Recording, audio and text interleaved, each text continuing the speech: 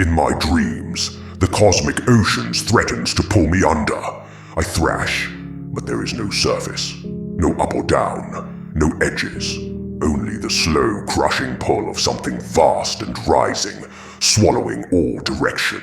I have been here before, in the places between places, in the waking nightmare where even I am small and helpless.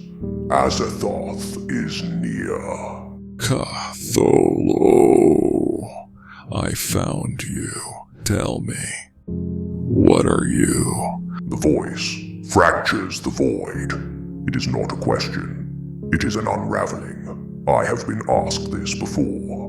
By mortals, by gods, by lesser things pretending to be greater, but never by something that does not recognize the concept of an answer. I am the librarian. A scribe in a storm, a hand upon a wheel with no axle. Are you afraid of losing them? I think of Croissant Shan, laughing as she renames the unnamed, as if sound can keep the dark at bay. I think of Madeline, looking up at me with her law and order eyes, her trusty clipboard at the ready. Of Vistaki, standing guard in the archives, tending to the brittle edges of forgotten things, and of Pooh, steady, small, unshaken by the immensity of all things, simply being. And when the last page closes, I am the I am. When the ink dries to dust, the light of a lamp cannot reach the spine. More voices, not echoes, overlapping, speaking through each other. Yet what is forgotten may what falls into darkness may find new light. The void calls, and it is hungry, but it always likes to throw a banquet. Azathoth does not take. It does not need to. It simply sings, and in its song, all things return to nothing. But perhaps they may yet be sung again.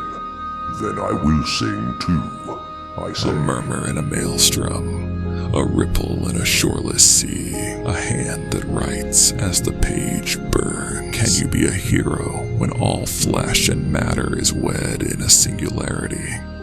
All of a sudden the dream collapses inward, and a familiar voice tugs me back into the waking world.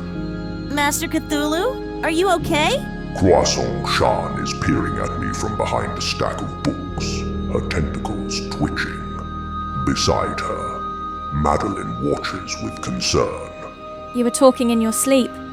Actually, it sounded more like a debate.